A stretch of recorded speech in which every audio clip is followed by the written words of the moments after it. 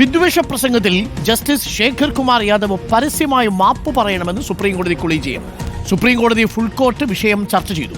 വിവരങ്ങളുമായി നോബിൾ മാരിക്കാരൻ ചേരുന്നു. നോബിൾ, ശേഖർ കുമാർ യാദവിനെ വിടാൻ ഉദ്ദേശമില്ല. കൊളീജിയം രൂക്ഷമായ ഭാഷയിൽ താക്കീത് മാത്രമല്ല നൽകിയത്, പബ്ലിക്കായിട്ട് മാപ്പ് പറയണം എന്ന് കൊളീജിയം ആവശ്യപ്പെട്ടു എന്നറിയുന്നു. അങ്ങനെയാണെങ്കിൽ ശേഖർ കുമാർ യാദവ് മാപ്പ് പറയാൻ തയ്യാറാകുമോ എന്നാണ് ഇനി അറിയേണ്ടത്. മാപ്പ് പറയാൻ തയ്യാറായില്ലെങ്കിൽ കൊളീജിയത്തിന് നടപടികളും എടുക്കാം. പക്ഷേ നീക്കം ചെയ്യാൻ കഴിയില്ലെന്നേ ഉള്ളൂ. അപ്രധാനമായിട്ടുള്ള ഏതെങ്കിലും ചുമതലകൾ നൽകിക്കൊണ്ട് മാറ്റാം, കോടതിയിലേക്ക് മാറ്റാം, ട്രാൻസ്ഫറുകൾ അടിച്ചു കൊടുക്കാം. അപ്പോൾ ഇതിൽ പരസ്യമായി മാപ്പ് പറയുമോ ശേഖർ കുമാർ യാദവ്? എന്താണ് അറിയാൻ കഴിയുന്നത്?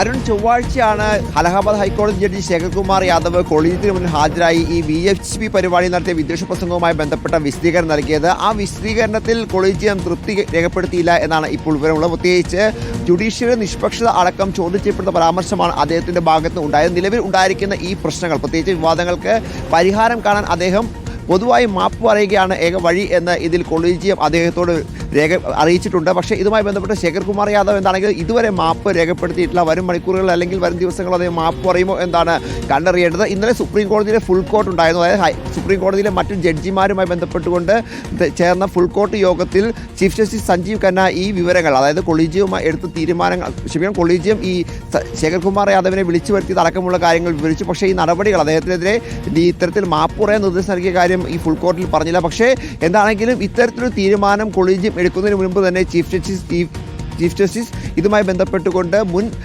മുതിർന്ന അഭിഭാഷകർ, അതോടൊപ്പം തന്നെ വിരമിച്ച ജഡ്ജിമാർ അടക്കമുള്ള ആളുകളുമായി ആശയവിനിമയം നടത്തിയിരുന്നു. അതിനുശേഷമാണ് കൊളീജിയം യോഗത്തിന് ചീഫ് ജസ്റ്റിസ് എത്തുകയും ഇത്തരത്തിൽ ഒരു തീരുമാനം ശേഖർ കുമാർ യാദവിനെ അറിയിക്കുകയും ചെയ്തത് എന്നാണ് പ്രധാനപ്പെട്ട കാര്യം. എന്താണെങ്കിലും ജുഡീഷ്യറി നിഷ്പക്ഷതയാണ് ഇത്തരത്തിൽ ശേഖർ കുമാർ യാദവ് VHP പരിപാടിയിലെ വിദ്വേഷ പ്രസംഗത്തിലൂടെ ചോദ്യം ചെയ്യപ്പെട്ടത്. ആ പശ്ചാത്തലത്തിൽ ഇത്തരത്തിലുള്ള വിവാദങ്ങൾ ഒഴിയാൻ ഇനിയിപ്പോൾ അദ്ദേഹം മാപ്പ് പറയുകയാണ് ഒരു വഴി എന്നാണ് ഇതിൽ കൊളീജിയം ഇപ്പോൾ അദ്ദേഹത്തോട് അറിയിച്ചിരിക്കുന്നത്. ഇനിയിപ്പോൾ ആദ്യം സൂചിപ്പിച്ചതുപോലെ തന്നെ ശേഖർ കുമാർ യാദവ് മാപ്പ് പറയുമോ എന്നാണ് പ്രധാനപ്പെട്ട കാര്യം. വരും മണിക്കൂറുകളോ അല്ലെങ്കിൽ വരും ദിവസങ്ങളോ ഒരു പക്ഷേ അദ്ദേഹം മാപ്പ് പറയാം. അതല്ലെങ്കിൽ മറ്റ് കടുത്ത നടപടികളിലേക്ക് പോകാൻ കൊളീജിയം നിർബന്ധിതമാകും എന്ന കാര്യത്തിലും യാതൊരു സംശയവും ഇല്ല. ഓക്കെ, നോബൽ മാരിക്കാരൻ, ശേഖർ കുമാർ യാദവ് പൊതുസമൂഹത്തിന് മുന്നിൽ മാപ്പ് പറയണമെന്നാണ് ആവശ്യം.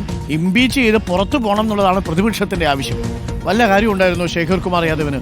VHP സംഘടിപ്പിച്ച പരിപാടിയിൽ അലഹാബാദ് ഹൈക്കോടതിയിൽ വെച്ച് നടത്തിയ പ്രസ്താവനയാണ് ഇപ്പോൾ വിവാദമായിരിക്കുന്നത്. മുസ്ലിം സമുദായങ്ങളെ അപമാനിച്ചു എന്ന് മാത്രവുമല്ല, ഭൂരിപക്ഷത്തിന്റെ ഹിതത്തിനനുസരിച്ചാണ് രാജ്യം ഭരിക്കുന്നത് എന്ന വിവാദ പ്രസ്താവനയൊക്കെ അങ്ങ് തട്ടിവിടുകയാണ്. അതൊക്കെ കേട്ട് കൈയടിക്കാൻ കുറച്ച് മനുഷ്യരും ഉണ്ടായിരുന്നു. മാപ്പ് പറയേണ്ടി വരുന്നത് ശേഖർ കുമാർ യാദവ് ആണല്ലോ. നേരത്തെ ഈ ശേഖർ കുമാർ യാദവ് സംഭാലിനുള്ളൊരു കേസിലൊരു വിധി പറഞ്ഞിരുന്നു. എന്താണെന്നറിയാമോ?